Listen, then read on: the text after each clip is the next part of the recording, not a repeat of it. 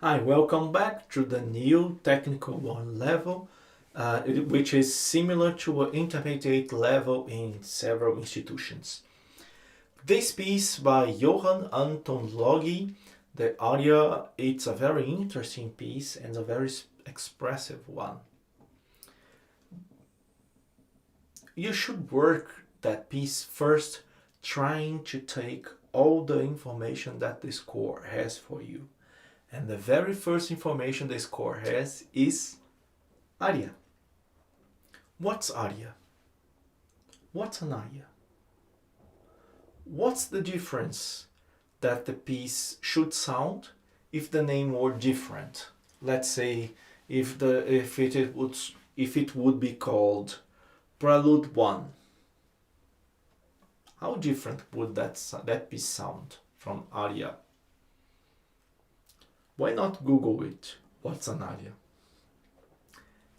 Make that research. And also the second information is the composer name, Johann Anton Logy, and we have his birth and death date, circa 1650 to 1721. So he was a baroque composer from the second generation of the baroque, the same generation as Corelli. That's interesting. What does sound the music of the second baroque generation of Corelli, for example, of Logy? Who was Logy? Google it. Listen to some music by Logy. It will help you play his piece. Then we have some suggestion of speed, which is written in this edition in metronome marks. Then we have the clef, the accidents, which in this case is none, which suggests possibilities of a C major or a minor chord if it's a tonal piece, and being a baroque piece it must be tonal. And then we have the measure, the first chord, then we have the first note, which is a A minor chord. So if those two possibilities were C major or A minor, what would be the difference? In C major, the chords that would be used on the most important positions, beginning of piece, end of piece, end of section, beginning of a new section, would be the tonic, the C major, or its dominant, the G major. The other possibility, A minor, is the same, but the tonic is A minor and the dominant is E major. And it starts with A minor, so 1 point to A minor as a possibility. Then we have some more measures. We have a ritornello on measure 4th, and the last chord before the ritornello is a E major, the dominant of A minor. 2 more chords for A minor. Then a new section will begin, and the first chord is E major, so the dominant of A minor. 1 more point for A minor. And we go until there is a ritornello on measure 12, which suggests the finish, the end of one section, and it's a AA. Well, it's difficult to say which chord would be AA, but it suggests A minor strongly, then C major. So 1 more point for A minor, so it's A minor, okay? There are always A minor or E major chords in those important positions, so it's a A minor piece. Fine. And when you googled what was an aria, probably you saw that this is a section of opera, especially on baroque operas, which the characters sing their feelings. So in the recitativo, the action happened, and just like in House of Cards or Deadpool, the characters tell the viewers what they are feeling or what they think. In the aria, it's the moment in operas which the characters tell to the audience what they just are just feeling or what they think of what just happened.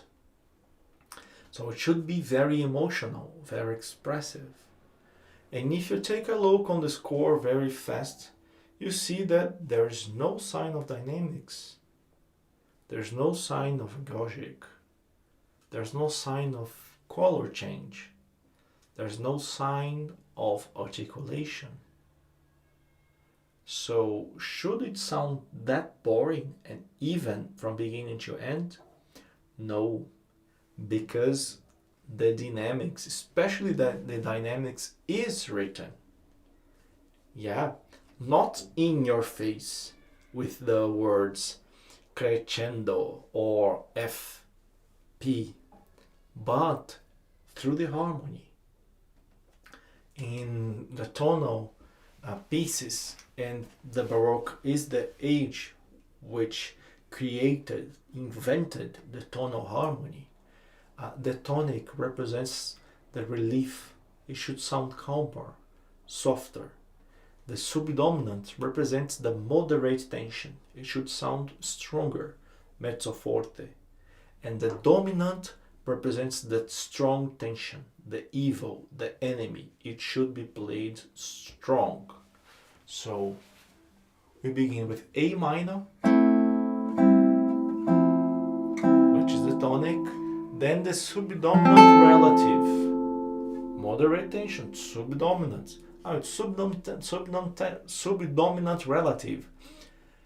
Is it different from the subdominant? Yes, it is, but it still functions subdominant, and because it works as a subdominant, it will also be moderate tension, even if it's a relative subdominant. So moderate tension and then dominant.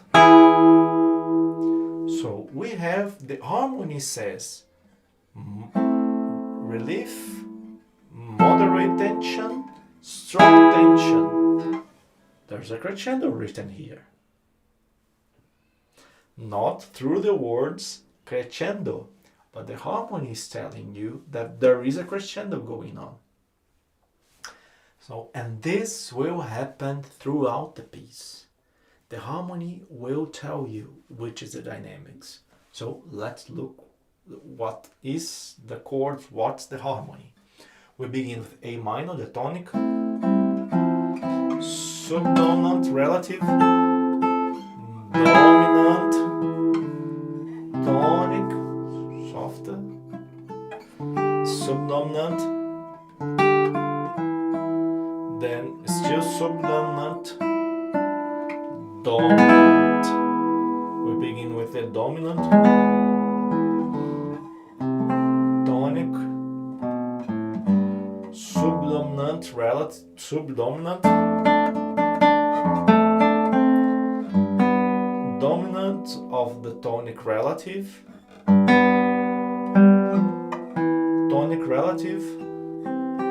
subdominant, then dominant of the tonic relative, and the tonic relative. Tonic, subdominant, dominant,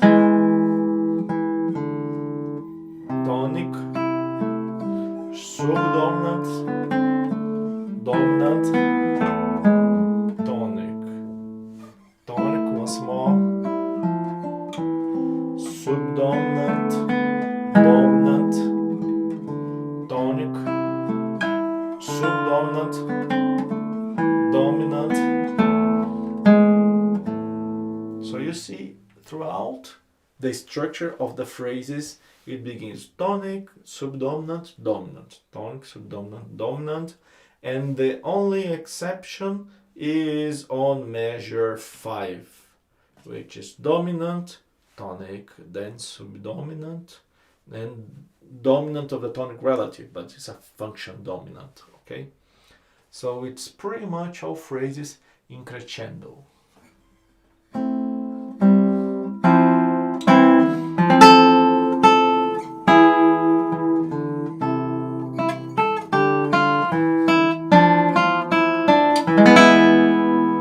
With exception of this next one, because it begins with the dominant.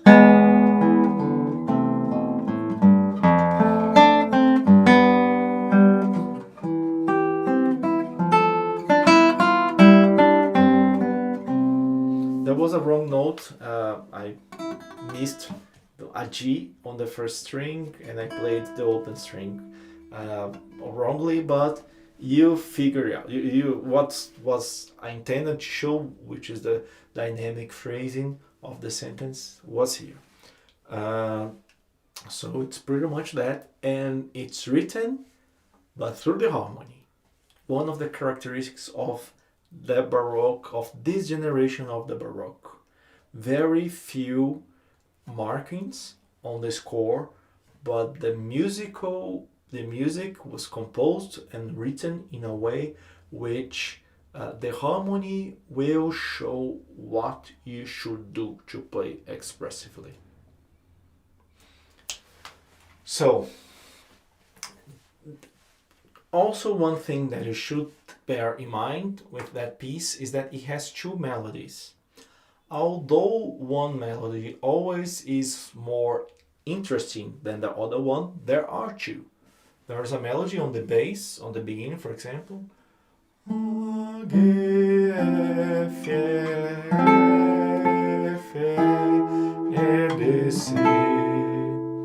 And there is a melody on the soprano.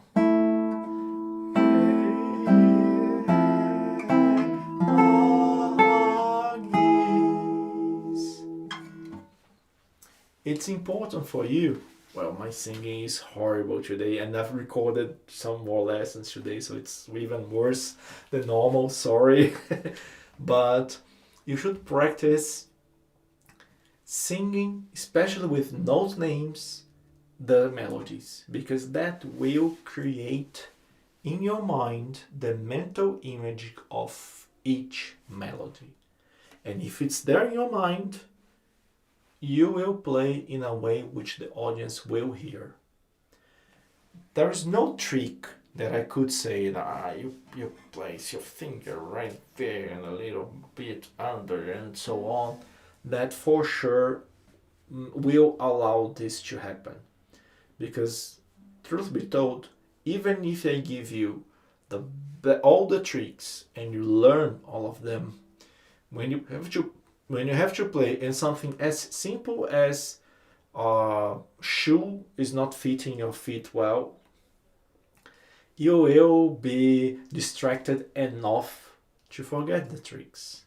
So put the melody in your mind, create a musical mental image with the note names, and it will be there in your brain, ready for you to play as you imagine, always. That's why it's important for you to have a strong musical mental image. And for it to be musical, there must be musical information. Note names is one of the most basic musical informations that you should have. Okay? So you have to practice throughout every phrase, not only sing the bass, C, E, F, A, but also the soprano. A, E, A, G, F, E, D, F, E, D, E. Because then you create a mental image of both melodies. So, that's what you should work with that piece. Have fun.